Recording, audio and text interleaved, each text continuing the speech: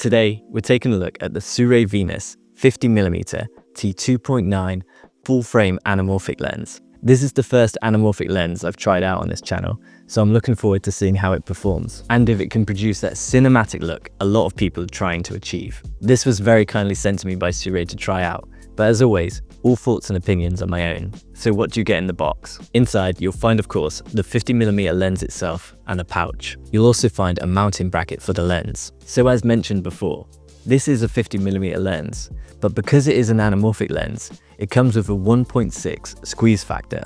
You will need to de-squeeze the footage in post, and this gives you roughly a 32mm horizontal field of view. The 1.6 squeeze will change slightly the closer you get to minimum focus. Here, you'll have slightly less squeeze at roughly 1.5. In order to correctly frame and see your image during production, I highly recommend using an external monitor. Now, some cameras that you're using may have an anamorphic de-squeeze built in.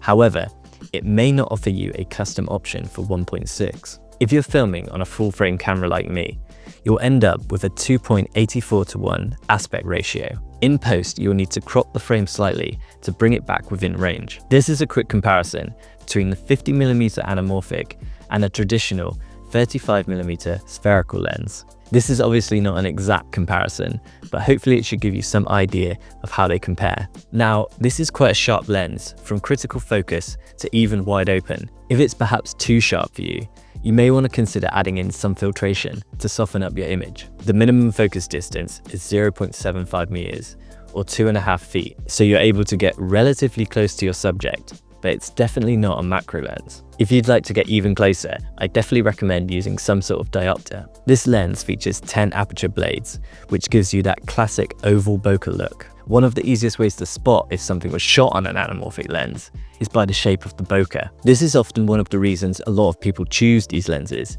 as they produce a nice oval shape. One of the other main reasons a lot of people choose to shoot on anamorphic lenses is because of the flare they produce. The flares of this particular lens have a nice bluish teal tone. This may not be perfect for every situation, so it's worth considering how you control these when filming. In terms of the actual physical specs for this lens, it has an all-metal body, but even so, it's not overly heavy at 1 kilogram or 2.3 pounds. It has an 82mm filter thread, and it comes in Sony E mount, L mount, Canon RF, and Nikon Z mount. It has geared iris and focusing rings, which makes it incredibly easy if you want to attach a follow focus. The markings themselves are in feet and meters. This is a solid lens.